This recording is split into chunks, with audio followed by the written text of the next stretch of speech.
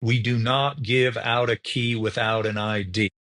I don't care if they're a Hilton Diamond member, a Marriott top member, whatever that Bonvoy member, whatever that is. Right. Everybody has to show an ID before they get a key. I don't care if it's a little old woman that's 85 years old. So you got to show an ID because we have way too many episodes, Chase, of a key being handed to somebody. They're in a room that's already been checked in or where they're not Yeah. supposed to have access to.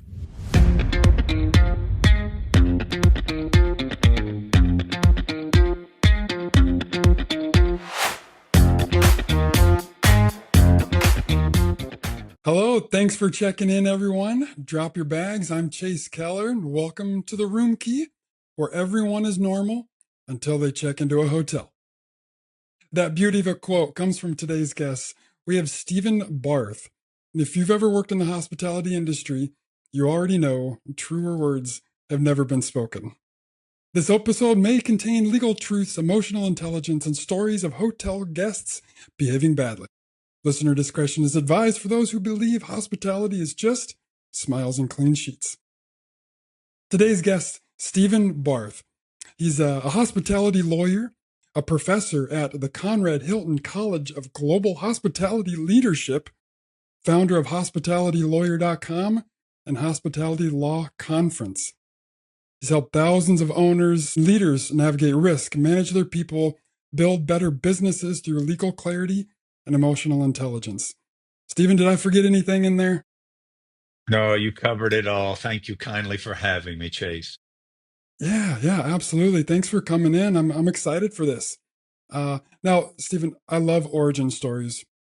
Where'd you grow up? I grew up in Dallas, Texas, and spent most of my years there, except for a short 6, 8 months up in the Northeast where I froze to death in the wintertime and swore I would never live north of the Mason-Dixon line again. Went out to Lubbock, Texas, to Texas Tech University.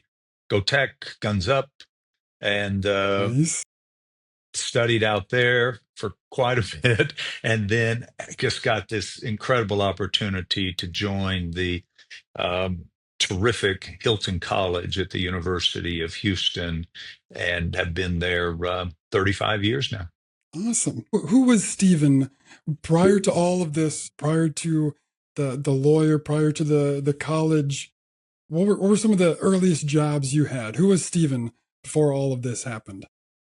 Interesting question. So I actually, except for one, I had a couple of jobs outside of restaurants and clubs. I was a construction worker for a while because my friend's father owned the company.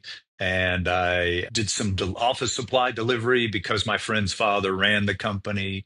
And then you can see a trend there. And then there was a Jack in the Box close to our house that I could walk to. So that was my first job in the industry. Then you may remember Bonanza Steakhouses, or some of your Yeah. listeners might. I worked there, and then at some other restaurants. Worked at the first Bennigan's in Texas and Dallas on, let's see, I think it was on Northwest Highway, and then. Well, let's see, Chase. And then I got mostly into more of the club and bar business. And that's how I put myself through school, and then got into that business after I finished, stayed in it all through law school. And then when I got out of law school, I started developing my own. And developing your own. So you were building, managing.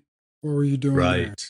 Owned and operated. We had a restaurant and a nightclub, and these are all out in Lubbock, West Texas. And then we had a comedy club across the street from that. And then we had called Aiken Street Live.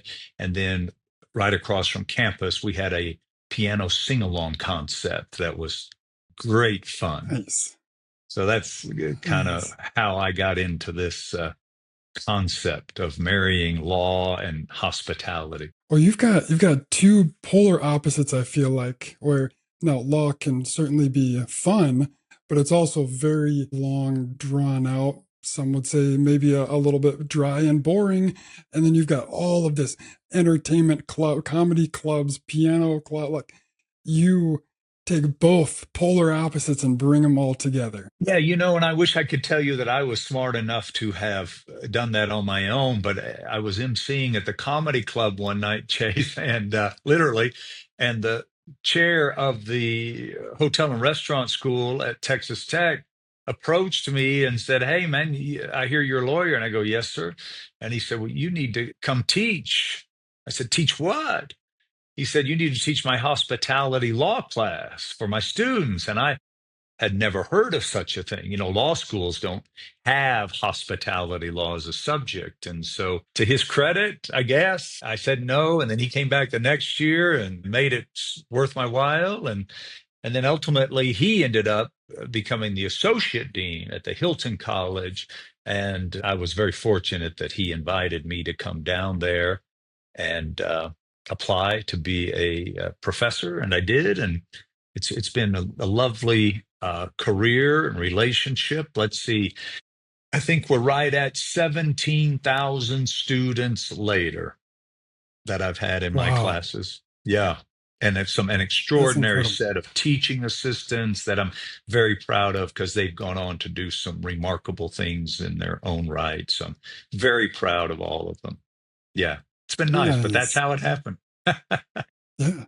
Isn't it crazy how there's so many times, at least in my life, that the major turning points or big decisions just came sort of out of nowhere, out of a offhanded comment somebody makes, or somebody comes into your life in a relationship that may not have meant anything completely changes the path of where you go.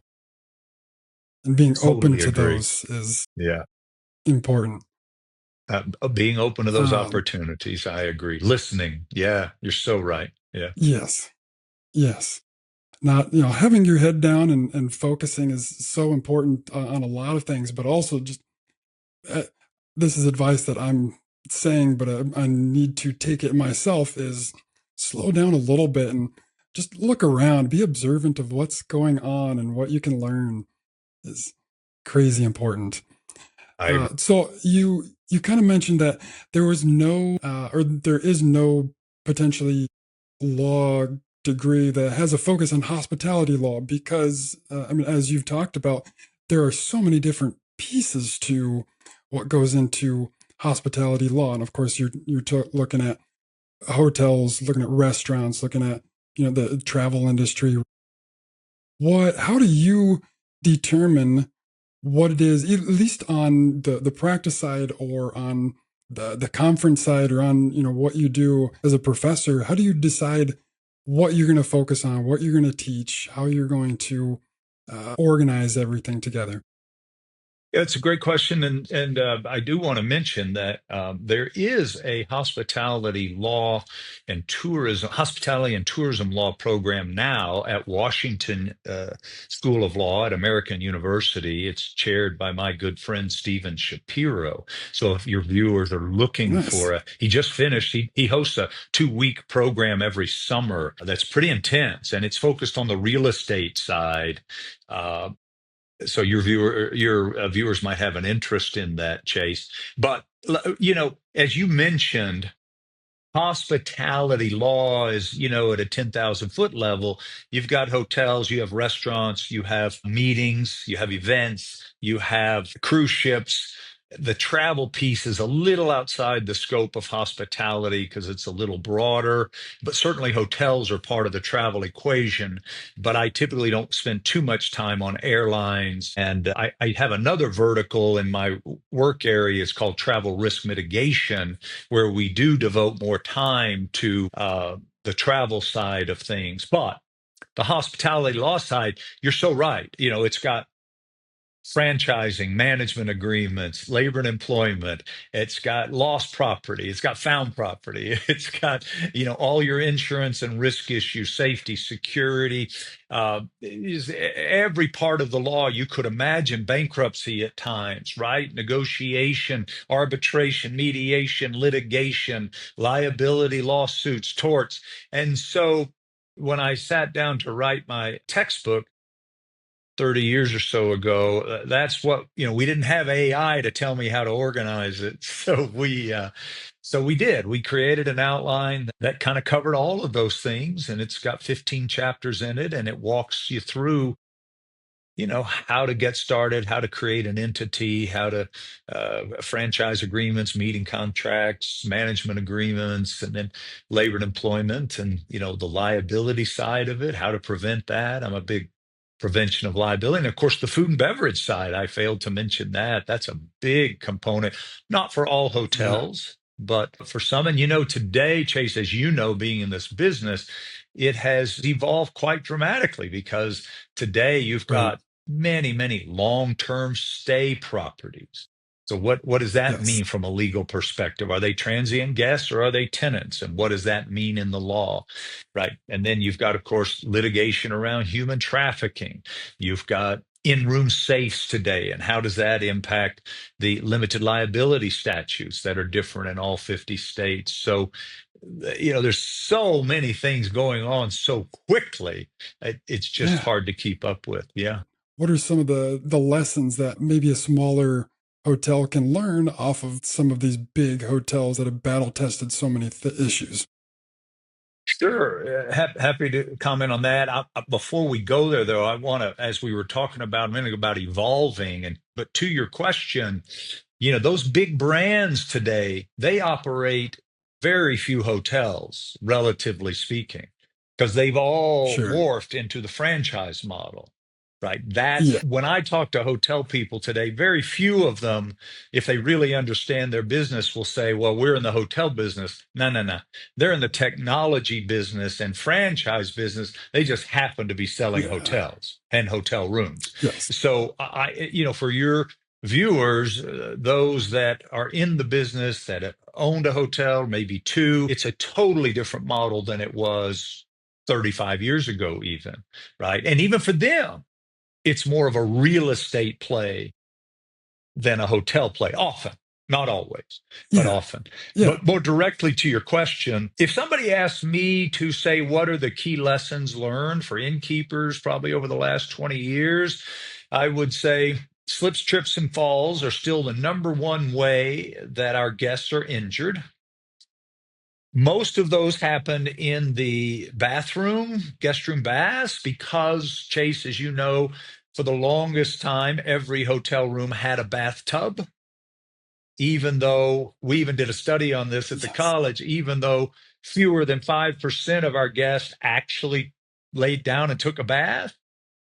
So there really wasn't a reason to have those bathtubs. And when you added in the research that most accidents and injuries to guests and employees occurred getting in and out of the bathtub, now you're seeing this enormous shift away from bathtubs. Not totally, but you might have 4 or 5 bathtubs in a hotel today where you used to have 150, right? So slips, trips, and falls, the need to walk your property on a regular basis.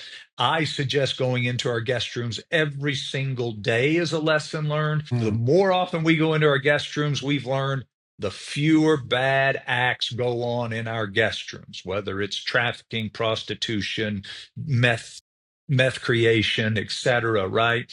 Terrorist attacks. You saw what happened in Las Vegas, that tragedy with the country music Right. festival, because he had his do not disturb sign on the door and they just weren't going into the room. So we can't let that happen in a transient guest innkeeper relationship. So you get in there. A couple of other things would be we do not give out a key without an ID. I don't care if they're a Hilton Diamond member, a Marriott top member, whatever that Bonvoy member, whatever that is. Right. Everybody has to show an ID before they get a key. I don't care if it's a little old woman that's 85 years old. So you got to show an ID because we have way too many episodes, Chase, of a key being handed to somebody. They're in a room that's already been checked in or where they're not Yeah. supposed to have access to. So that's another one. If a guest or an employee says call 911, we call 911. We do not go check out the situation. We don't ask questions. We get professional help on the way.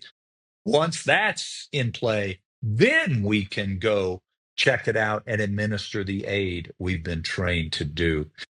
But those are kind of the top ones, and then of course you've got all the labor and employment things we've learned, but I could go on. I mean, I could do a whole semester on this.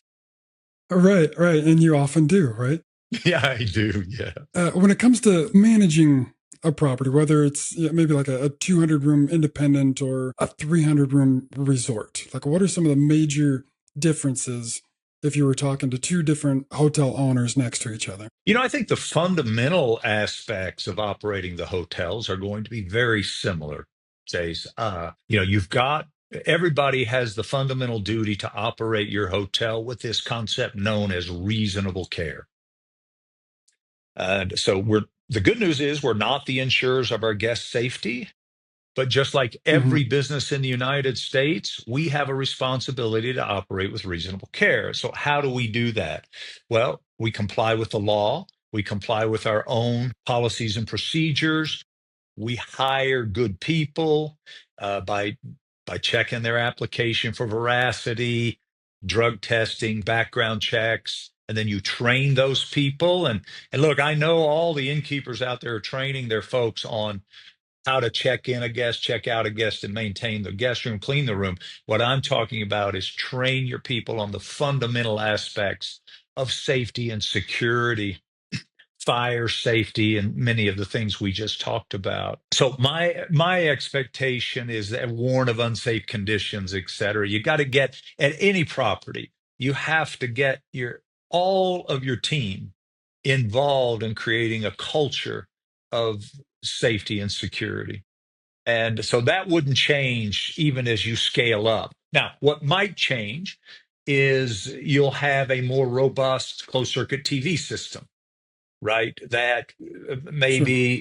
maybe is monitored a little more frequently than in other situations, like the casinos in Las Vegas, for instance, right?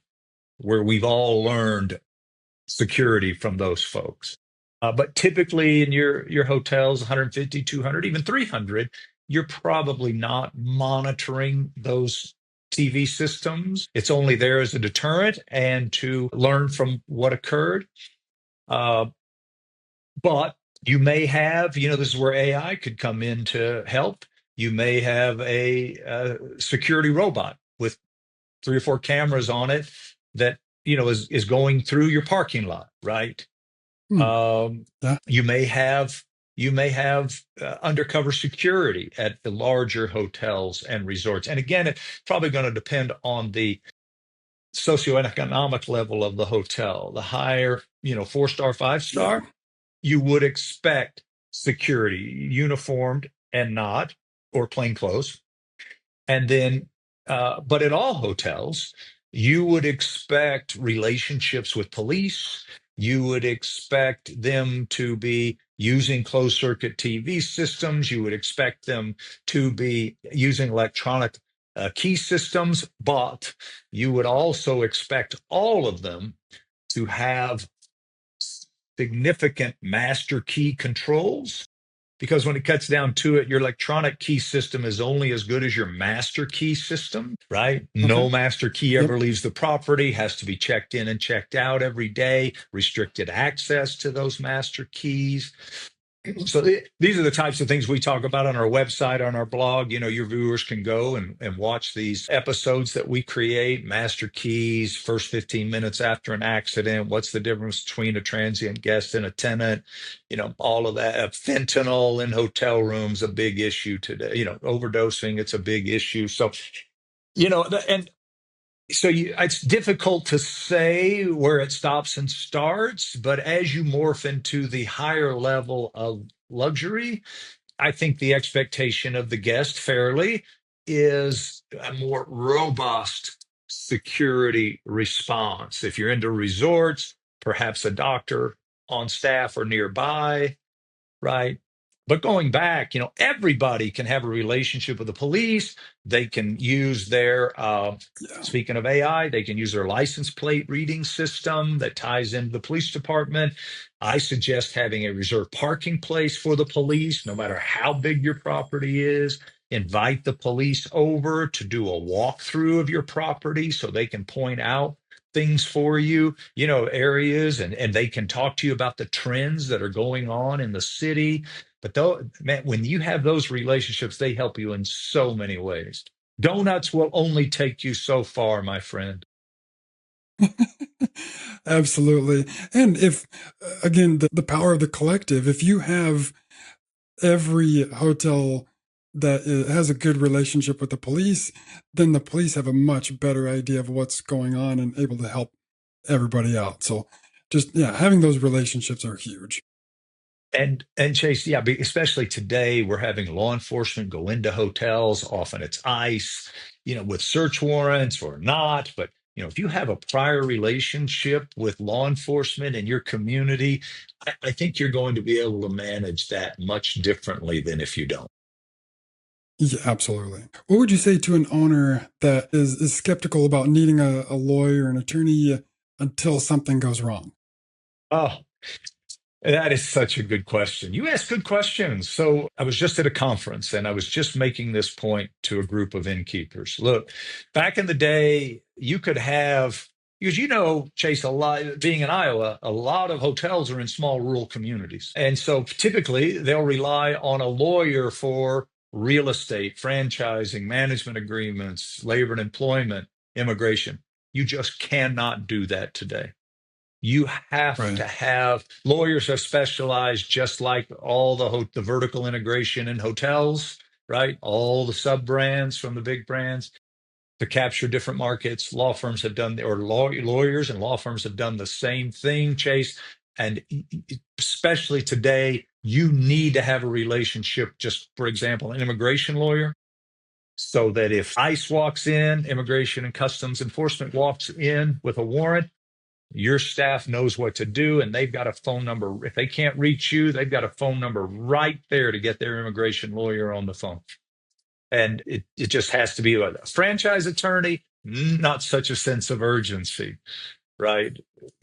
A transaction attorney, not such a sense of Yeah. urgency. But in this day and age, liability challenges, immigration challenges, you need specialists to be able to guide you. And you don't have to pay them if you're not using them.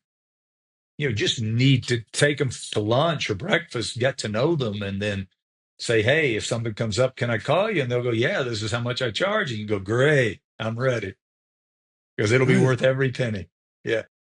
And geographically speaking, you look at, I mean, the majority of the country, right? I mean, if you're in uh, Dallas, Houston, New York, Chicago, you probably have access to pretty much every type of attorney that's quote unquote local. But a lot of the areas, yeah, I live in Iowa, but in a lot of areas of the country, you probably don't have locally to where you can take them out to breakfast.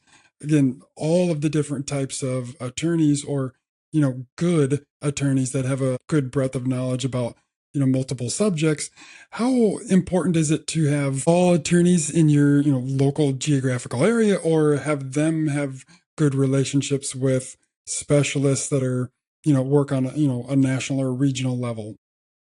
Yeah, that's the key. You're right. Exactly. They're not going to have access to all those different disciplines in their area. So you look for somebody, a law firm that has a regional or national presence. So for instance, if you're looking for labor and employment and immigration, Fisher Phillips is a law firm that we work very closely with, and they can manage things in all 50 states.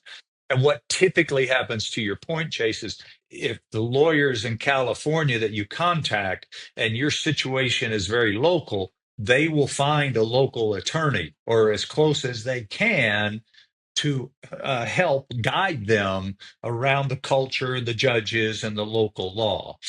But you get that, so you get that national powerhouse and all of their resources, plus the guidance of local counsel. Even though that local counsel may not be in that exact discipline, they can still be very helpful in guiding that national law firm. Does that answer your question? Yeah, yeah, absolutely. Okay. Yeah. And again, it's the relationships that you are building, hopefully prior to having any kind of issues. Right. Yeah. It's crucial. Yeah, jumping a little bit over to air quality.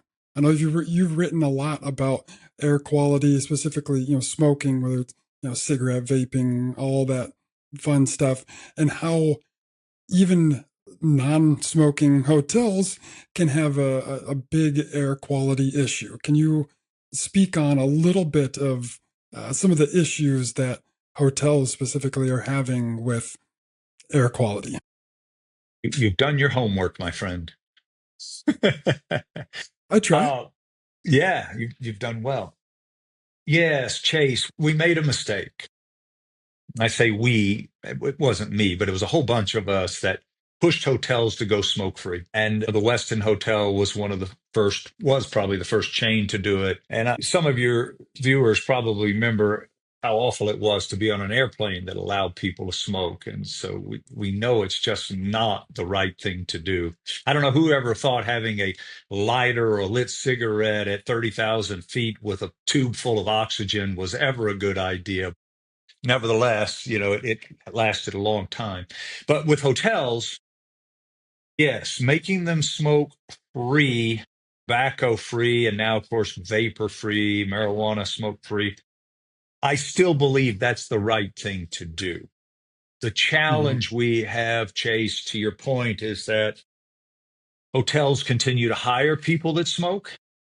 In some states, you can not hire people that smoke, some states you can't.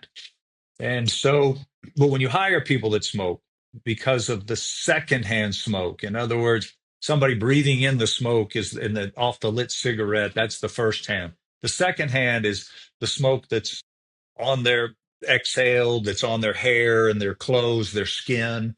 And when they go into an elevator after a cigarette or a guest room, or your guests do that, that is going to transfer into your upholstery, into your ceiling, into your bedding. And it is most challenging to ever get rid of it.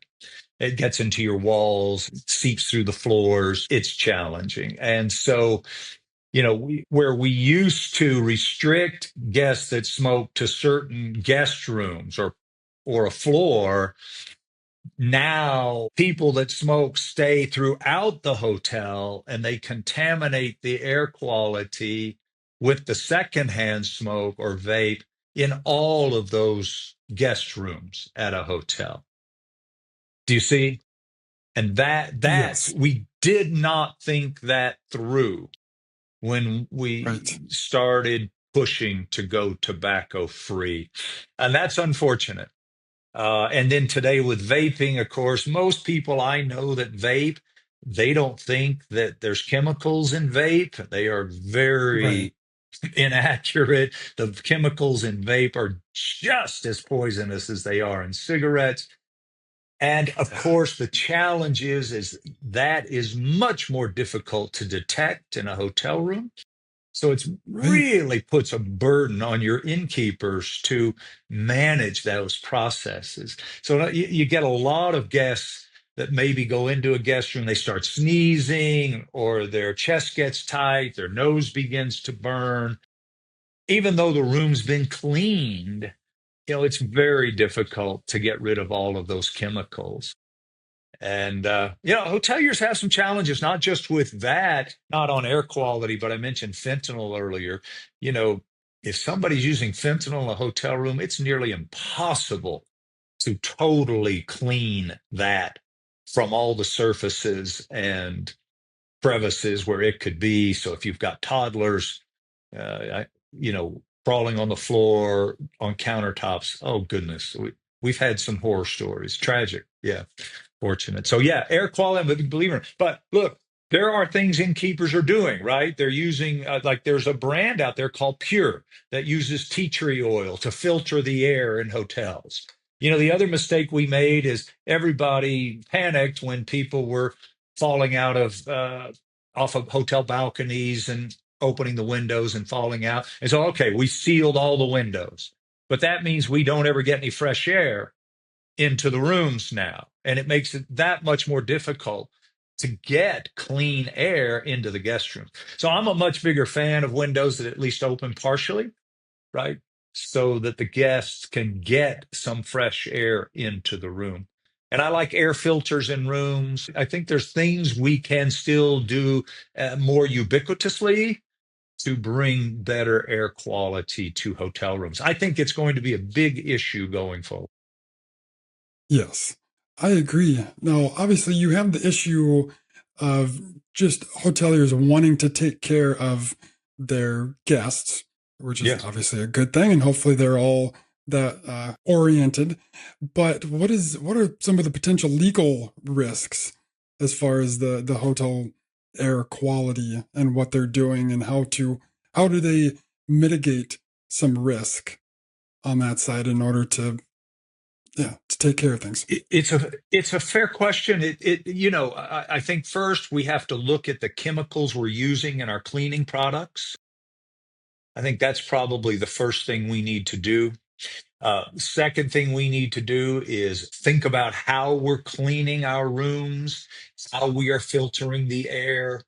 There are methods that are out there today that can clean, for the most part, secondhand smoke and vape and marijuana smoke from the air. But you've got to realize you have to be wiping down your walls. You've got to be wiping down. You've got to be really cleaning your comforters and your sheets if you're not already, of course.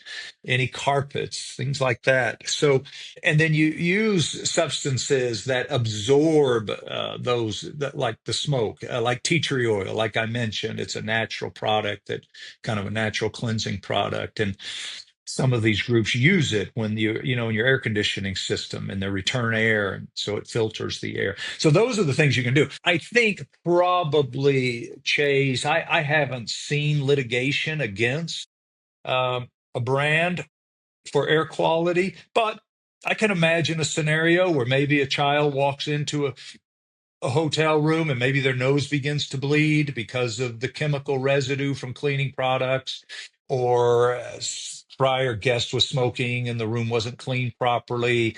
Certainly with fentanyl, we've have seen those challenges occur and litigation ensue. Not so much air quality, but just cleanliness in general. But those are very challenging circumstances for the Yeah, innkeepers. Yeah, yeah, yeah, but I, absolutely. I I hope they do focus on it, because I think there's a real value add to have clean air in your hotel rooms. Yes. And of course, I mean, we just went through COVID, which brings up a whole separate topic, but also very related, right? I mean, it's obviously very difficult sharing air, making sure everything is clean for something that, we're still trying to even figure out what it is a very difficult task for these hoteliers. A lot of diseases are airborne contagions, and so you have to be mindful of that today. Legionnaires, Legionella, we have those outbreaks. And when you're talking to your insurance broker, you need to be sure they have an excluded coverage for what we call pollution cases, Legionella, things like that, because you'll be left holding the bag if it is excluded, because it's probably not included. It may be at first blush in your general liability policy, but it's probably excluded, somewhere down the line. So you need a broker that really understands your business. And yeah, it's challenging. It really, really is challenging. Carbon Yes. monoxide is another area that, air Right. quality, if you're running any type of fossil fuel equipment, whether it's fireplaces or your pool pump, you absolutely need to have CO monitors in your rooms. Today, you can buy smoke detectors and CO monitors combined, but in some states require them, some cities require them. But those are catastrophic injuries and deaths. Because CO, carbon monoxide, you can't smell, you can't feel it, you can't taste it, and all you know is you don't feel well. And so, what do most of us do when we don't feel well? We stay in bed. Well, that's the Yes. worst thing you can do with carbon monoxide poisoning. You have to get out and get fresh air. Yeah, Yeah. Yeah. Yeah. And that's obviously been in the news here very recently. yeah, yeah. But the baseball player's son in Cabo San Lucas was awful. And if Yeah, that, listen, yeah, it if it is awful. happens at the high end resorts like that, it like we talked about, scale often doesn't matter when it comes to safety and security. Right, right, exactly. Yeah, yeah. All right, jump in topic again. Another topic that I know you are very passionate about, that I'm very interested to hear a little bit about, is on emotional intelligence. Hotel staff running the front desk has to be one of the most difficult jobs to do, at least do well, Oh, other than yeah. maybe a airline check-in desk, right? Where you are having to not only constantly manage your own emotions, but you are managing all of the emotions of the guests, the other workers around you. Give me a 10,000 foot view of what emotional intelligence means overall, especially when talking about hotel staff. Yeah, sure. So, in a nutshell, emotional intelligence is self awareness, right? What are your triggers? How do you typically react? React being the key word to those triggers. And then self regulation. Instead of reacting, how can I respond positively to these circumstances? Empathy, which is exceptionally important in the customer service industry. And then, using those tools, to negotiate, solve conflict, right? And to turn a difficult guest experience into a good one. So you get a customer back. Yeah, and it's not an Right. easy thing to do, as you pointed out, because customers today, I think, are more demanding. They're less patient. Time is more valuable. They're paying a lot of money, right? So the expectations are higher. The sense of entitlement is higher. So it's challenging. But I think one of the key lessons from emotional intelligence that I would share with your audience is that you're only going to get one skin. So I suggest we be darn careful who we let get underneath it. Hmm. And so, and the other thing is if somebody says something unkind, it's like one of my favorite analogies is driving down a freeway and somebody cuts you off. What's your first reaction? No sign language. No sign language, please, right? Well, everybody gets Right. mad, angry, chase them down, etc. But here's the key point to that, Chase. If we don't react to that, what happened? And the answer is nothing happened. We go on with our good, peaceful day, productive, right? And so we have to realize that it's our reaction to things that brings significance to them.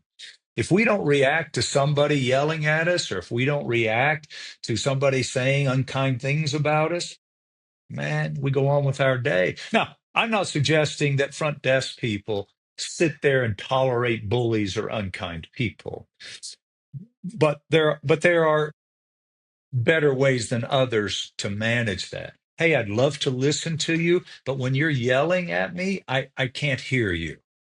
Or can we take it down a notch? I'm here to help. I'm trying my best as you are to try to find a solution. And that's the last Hmm. piece of the puzzle, Chase, in that big nutshell I'm talking about emotional intelligence is a lot of people don't understand conflict resolution. Conflict resolution is about finding solutions to things. And the way you find solutions is you meet the needs of the people that are in the conflict. If you just meet one person's needs, you haven't solved the conflict. You got to meet everybody's needs that are involved in the conflict. And so most people today have watched way too much CSI. So if they get into an argument with a significant other or somebody at the hotel, they immediately go to the documents. They immediately go to a text message on their phone. I told you this, or you didn't say that. And see, that's not trying to solve anything. That's trying to be right. Yes. Solving conflict is never about being right. Solving conflict Right. is about meeting the needs of the people involved in the conflict, right? Like if I go to a hotel and they want to walk me, showing me a disclaimer that said we reserve the right to walk our guests, that's not helping me one bit. What do I need? I need a hotel room as close by as possible, right? And that's what you need to be focusing on. Not, well, we told you, hey, dude, you're talking to the wrong guy about this stuff. Yes. Yes. And I believe I've heard you say that big picture, 80% of long term success comes from emotional intelligence. What do you mean by that? That's what the research shows, Chase. This is all stems. Actually, emotional intelligence has been around for over 2,000 years. The Kabbalah philosophy really kind of started it, where they adopted the concept of our ego is our enemy. There's real wisdom in that thought Right. process. And then it wasn't but about 25 years ago, I guess now, that Daniel Goleman, a professor at a small school up in the Northeast, yeah, I think the story goes he was painting a house with another professor at a different school, and they started asking, how professors are, they started asking about why are some of the smartest people in the world not running the businesses? And they touched on the fact that, well, their emotions get in the way. They don't know how to interact with people. They don't know how to manage, self-regulate. They don't have empathy, right? And so it's leadership is just it's so crucial today to have emotional intelligence. We're seeing it played out right before our eyes, how important emotional intelligence is, or a lack thereof is. And so it's just crucial. And yeah, that's what the research shows, is that 80% of people's success typically stems from their emotional intelligence rather than their IQ, their EQ, their emotional quotient, rather than their intellectual quotient. And the other cool thing about that is that your EQ, your emotional intelligence, can continue to grow and grow and grow, whereas your IQ capacity typically peaks between 14, 16, 17, 18 years old. Yeah. That's incredible. Yeah. And listen, you teach what you need to learn the most. So that's why I got into teaching EI. That is a smart man right there. I know. What? More by necessity than smart. Absolutely. I'm in that same boat as my wife will absolutely tell you. Uh, what Yeah. emotional intelligence leadership or emotionally intelligent leadership look like in like a hotel setting itself? So, with GMs in a hotel, it's recognizing that you're really there to support your people. You're not there to control them. If you hire the right people and you train them, what you want to do is cut them loose. I have a good friend who's fond of saying, I'd rather say whoa than giddy up, right? I used a horse analogy, a Yep. Texas analogy, yeah, the cowboy. No. Got it. I But like it. that's true. Yeah, you turn them loose, you let them do their, you trust them, and there's a whole lot of emotional intelligence in that. A lot of people don't have the ability to trust their employees, and they also think, if you look at an organization chart today, say, I'll bet 999 out of 1,000 will be top down. In other words, GM, AGM, supervisors, line staff, right? And then the Yep. owners. Yeah. But that's so contrary to what is realistic in a hotel. And here's the reason why, and here's the reason why innkeepers don't realize it, is because ask your listeners, do you have customers embedded in your organization chart?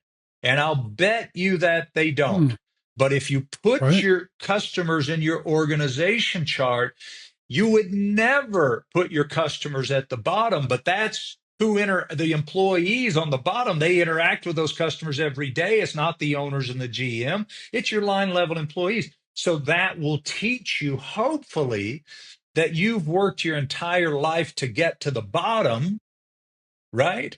And so you flip that Yes. organization chart upside down. You put the ownerships at the bottom, then the GM, then the supervisor, and your line employees are at the top, and your customers plug right into the top, because now everybody is focusing on our employees and them delivering the best experience for our guests. Delta Airlines learned 20 years ago. The CEO, the incoming CEO, stood up at a conference I was at, and in front of all of his business travel buyers, must have been 2,000 of them in the room. He said, "Ladies and gentlemen, we've been wrong. We've been putting you first. Here's customers. We're no longer going to do that. We are going to start taking care of our employees, because if we take care of our employees, they will take care of you. And you can just, with Delta, we used to say Delta stood for don't ever leave the airport, right?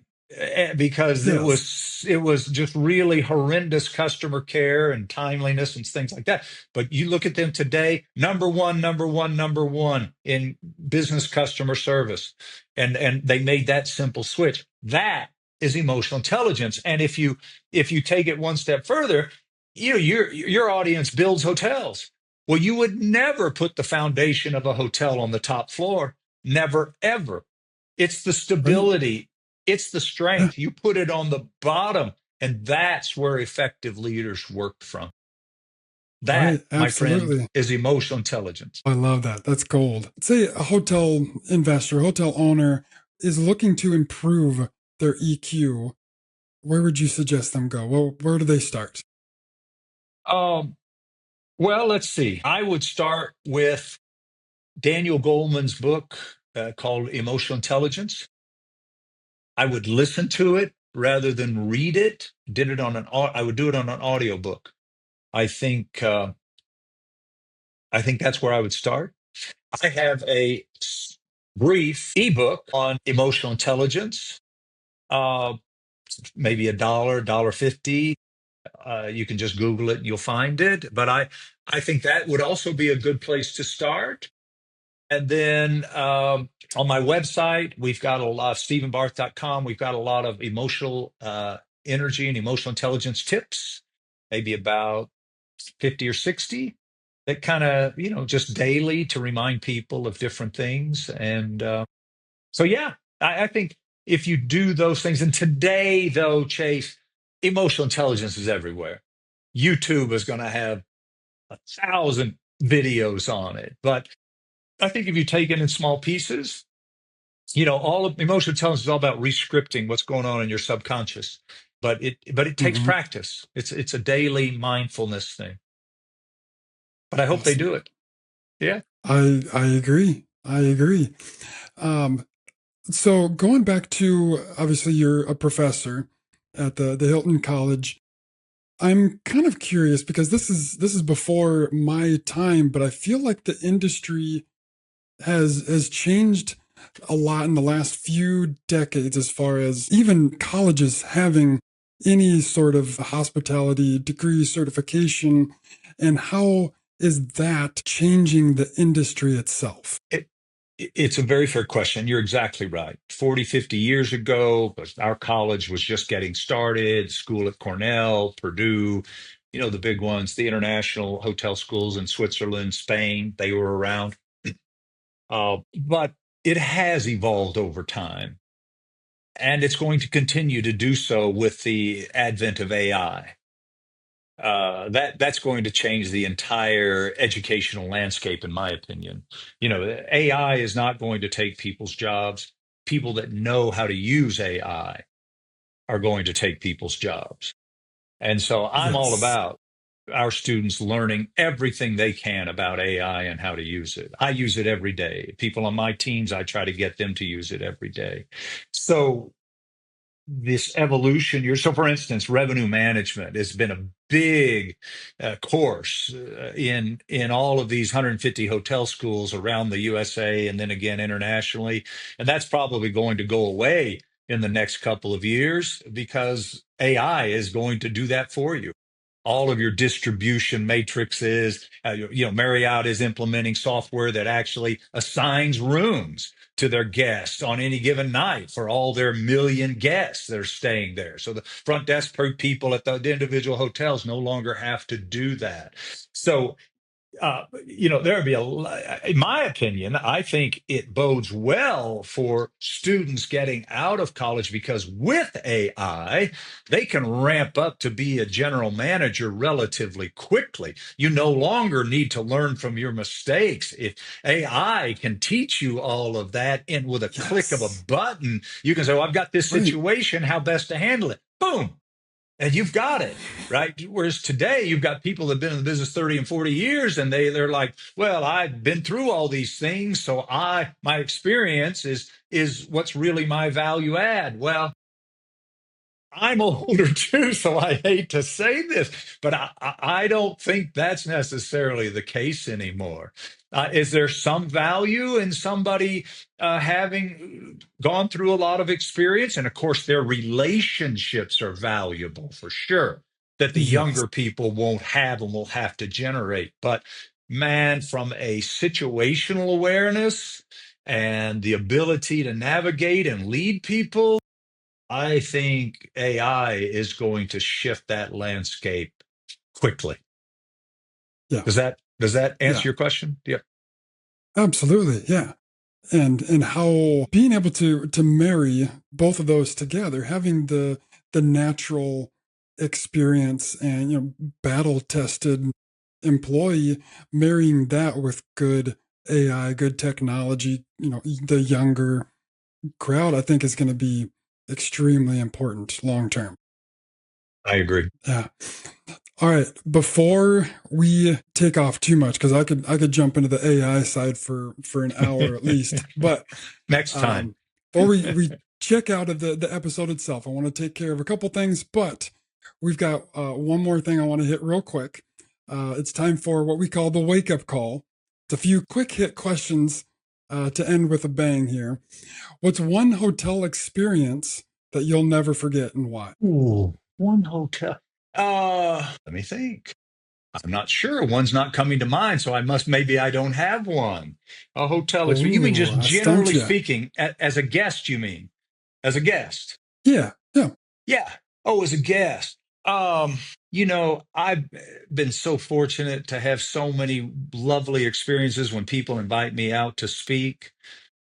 Um, that's probably, I mean, they've all been, I can't pick out one, single out one because they have been so kind and friendly to me. And I'm sure there's one out there that upstages all the others, but I couldn't mention, I wouldn't be able to come up with it today because I've been, speaking to these groups for almost 35 years now. And it's just been a delightful situation to meet these incredible hoteliers around the world and the customer care that they deliver. It's just been remarkable. So I guess collectively, that would be my answer. Nice. I like it. Next one. What's a legal myth in hospitality you wish would disappear? The customer is always right. The customer is Okay. not always right. If you've got a customer harassing an employee, or you've got a vendor harassing an employee, or you've got a customer bullying an employee, they are not right. And you need to step in and take action. That was an easy one. Mm, Thank I you. love it. I love it. What's one trait every great hotelier operator has in common? Patience, and most likely empathy. Yeah. I like it. Yeah, it's quite remarkable that, you got to know those people have been battle tested with unkind guests over their career. And, if you don't have patience and empathy, you're not going to survive at that level. And with your employees, right? It's like I told you, like you said at the beginning, people are normal until they check into a hotel. It's, man, it's a dynamic that just other businesses do not have. Yes, absolutely. I agree. It's something that I certainly need to develop a lot more of, but everyone can definitely benefit from that. For sure. This is just a fun, creative one. No wrong answer here. If you were going to start a boutique hotel tomorrow, what would you name it? Would probably name it after my daughter, Alex, Alix. Oh, I Yeah, love it. The that's L. probably what I would do. Yeah, that's probably what I would Awesome. do. Yeah. What's one Or, book you or would recommend another to great every? name. I'm Oh, sorry, Chase. Another yeah, great name yeah. might be Hotel Near Me. because everybody is in their search, right, in their GPS. Googling, yeah. But I stole that from somebody. I can't remember where I was, maybe Portugal, and there was a restaurant called Thai Restaurant near me, and that was the name of the restaurant. Well, that's So, beautiful. so they came up number one in search, right? It was great. Yeah, Yeah, that's yeah. genius. But That's don't tell my genius. daughter I said that. I would go with my daughter's name. Of course. All right, last one. What's one book you'd recommend every hospitality leader? Seven Habits of Highly Effective People. Yeah, it's Such a classic. by yeah, oh yeah, it's by far and away, in my opinion, the best personal and professional development book that still to this day. Stephen Covey was a master. I had the good fortune of hearing him in person speak. I was mesmerized, Oh, nice. and his book changed my world. And his second book, First Things First, which is one of the habits, it just totally it took me from 0 to 1,000 in terms of productivity. That's so beautiful. Stephen, you help run and founded the Hospitality Law Conference, right? And you've Yes, got now a in couple 27th, locations, right? 28th year. Yes. Ooh, you've been at this for a while. I love A it. while, yeah. Yeah. Give us a 10,000 foot view of what the Hospitality Law Conference is about. Yeah, we typically host two a year. We host one in Houston typically in May, late spring. And then we host the other one in September, October in Washington, D.C. This year, it will be September 16, 17 at the Army Navy Country Club in Arlington. It's a day and a half program in both locations. The first day, Chase, we focus on franchise agreements, management contracts, ethics, food and beverage situations, labor and employment challenges, safety and security. Day two is a half day, and we tag it as our master class on hotel and restaurant development. And the program in DC is called Let's Make a Deal. And it's everything you need to know. What's trending today, in what's selling today, what kind of deals are being made? Is it better to do a conversion? How do you analyze the best conversion for your property today? What if I have one hotel and I want to get to five? What if I want to buy a Yeah, portfolio of hotels? What about mixed use properties, right? How do I take that next level step, right? Where I'm, I'm a second generation innkeeper and I've got an MBA, and how do I get that? So we try to merge the legal, finance, and economics of developing hotels and operating hotels on that second day. And I want to extend an invitation to your viewership. If they are in the owner, investor, broker uh, category, and they would like to join us through you, they'll be able to get a complimentary registration. If it's okay with you, we'll send you a coupon code, and you can yes. share it with your folks.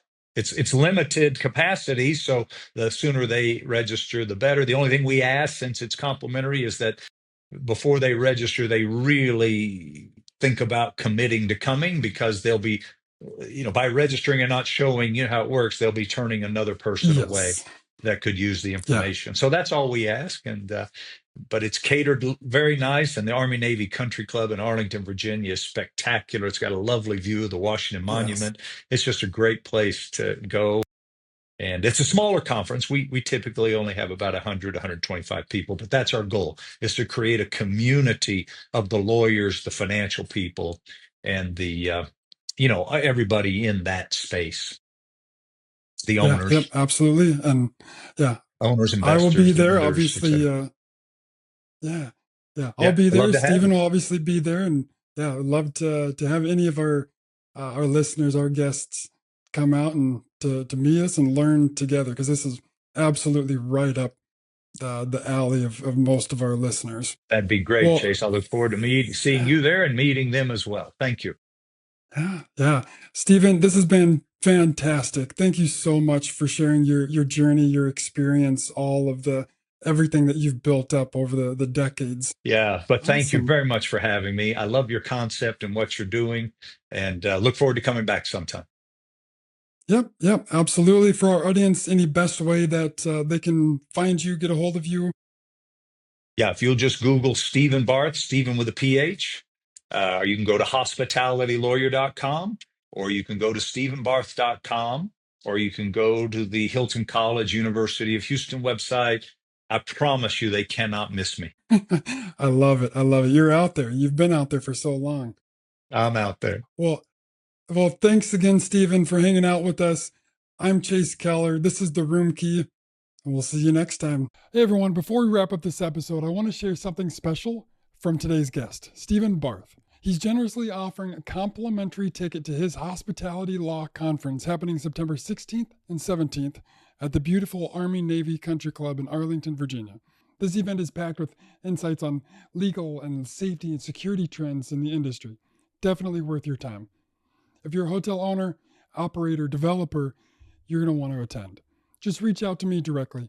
You can email me, call me, text me, DM me, send an owl. Bonus points if you send an owl. But I only have a few, so first come, first serve. Again, big thanks to Stephen for making this offer to the Room Key audience.